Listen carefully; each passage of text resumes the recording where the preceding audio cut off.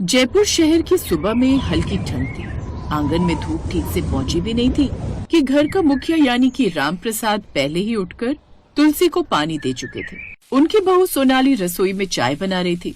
उसके हाथ बुरी तरह कांप रहे थे और वो एक गहरी सोच में डूबी हुई थी। दरअसल आज उसके मायके से फोन आया था कि उसकी माँ की तबीयत बहुत खराब थी। सोनाली बहू, अगर चाय बन गई है तो ले आ। अपने ससुर की आवाज सुनकर अपने आंसू पोंछते हुए उसने धीरे से कहा, जी पापा जी, बस अभी लाई। अब वो जल्दी से चाय लेकर बाहर हॉल में आई। लीजिए पापा जी चाय। ला बहू, तू अच्छे से जानती है ना, तेरे हाथों की बनी है मसाले वाली चाय जब तक मैं नहीं पी लेता मेरा दिन शुरू नहीं होता। अपनी बहू का उदास चेहरा देख राम प्रसाद ने उससे पूछा, क्या बात है सोनाली बेटी, सब ठीक तो है ना? तेरा चेहरा क्यों मुरझाया हुआ है? नहीं तो पापा जी, वो बस नींद पूरी नहीं हुई शायद, इसलिए। पापा भी बोलती है और मुझसे बातें भी छुपाती है। बेटियां अपने दुख छुपा नहीं पाती। बोलो क्या बात है बेटी? तभी उसकी आंखें नम हो गईं। पापा जी, माँ का फोन आया था कि उनकी तबीयत ठीक नहीं है। पापा जी, माँ बहुत बीमार है। पापा होते तो क्या मैं तुम्हारा कुछ नहीं? जिस दिन से इस घर में आई उसी दिन से मेरी बेटी हो तुम। पता है सोनाली, मुझे हमेशा सी चाह थी कि मेरी भी एक बेटी हो, लेकिन ऊपर वाले ने मुझे बेटा ही दिया। लेकिन जब से तू इस घर में बहू बनकर आई ना, तो बेटी की कमी मुझे महसूस ही नहीं हुई। बेटी माई का दूर नहीं होता। चलो अभी तुम्हारे गांव चलने की तैयारी करो। तभी निशान भी कमरे से बाहर आ गया। उसने भी सारी बातें सुन ली। निशान बेटा, अच्छा हुआ तो उठ गया। अब चलने की तैयारी कर। हमें आज ही सोनाली के मायके जाने के लिए निकलना है। निशांत ने गाड़ी निकाली और सोनाली ने जल्दी से सामान भरा और अब वो तीनों उसी वक्त मायके जाने के लिए निकल गए। रास्ते में सोनाली को साल भर पहले के वो दिन याद आने लगे जब वो ब्याह कर अपने ससुराल जा रही थी। ब्याह करके तू अपने शहरी ससुराल तो जा रही है सोनाली बेटी, लेकिन सुना है तेरे ससुराल में तेरी सास नहीं है, ससुर ही है। ये ससुर लोग ना बड़े सख्त होते हैं, अपने आगे घर में किसी की चलने नहीं देते। अब तेरा आना जाना गांव में मुश्किल हो जाएगा। बिल्कुल सही कहा उर्मिला बहन। अब देखना सोनाली को कितनी मुश्किल होने वाली है शादी के बाद। एक तो हर वक्त घूंघट में रहना पड़ेगा। दरअसल सोनाली के ससुराल में उसका ससुर राम प्रसाद और पति निशांत ही थे। उसकी सास का देहांत बहुत पहले ही हो चुका था।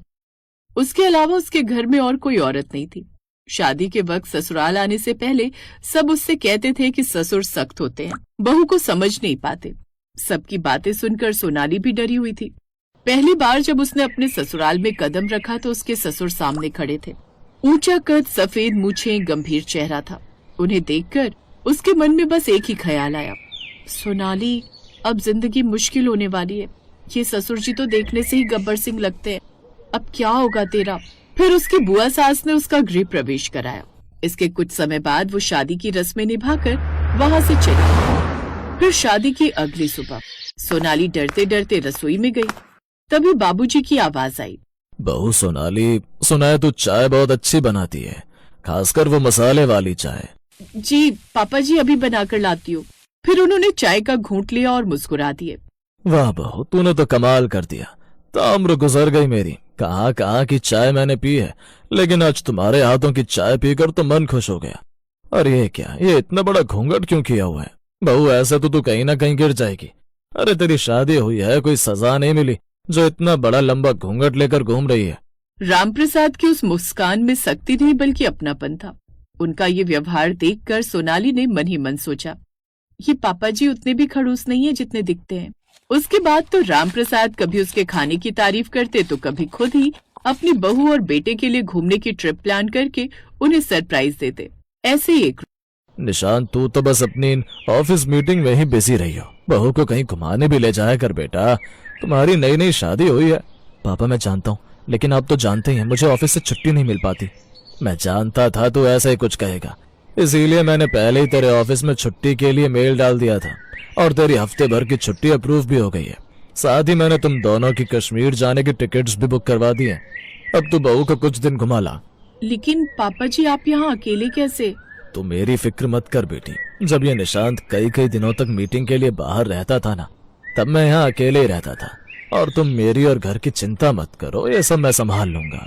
ये सुनकर सोनाली बड़ी खुश हुई। इसके बाद दोनों कश्मीर घूमने चले गए।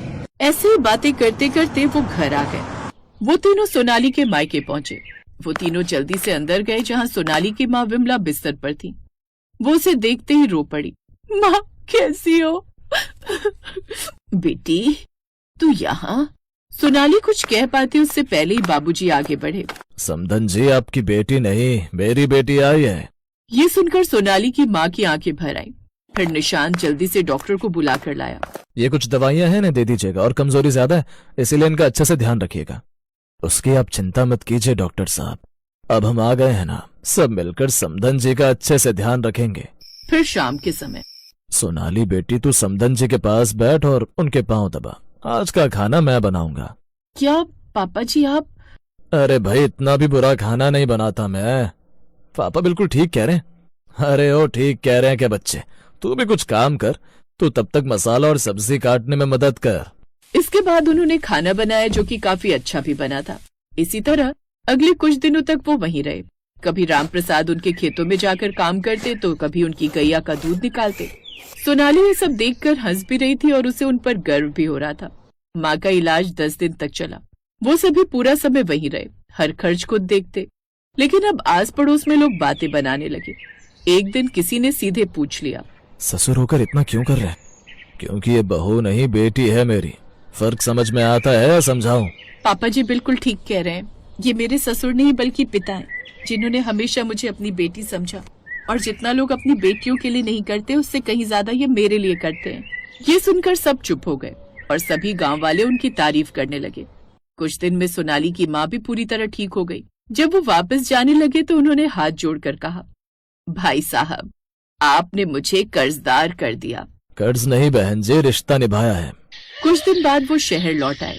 किसी ने सच ही कहा है, रिश्ते खून से नहीं भावनाओं से बनते हैं। जो बहू को बेटी समझ ले वही सच्चा पिता होता है।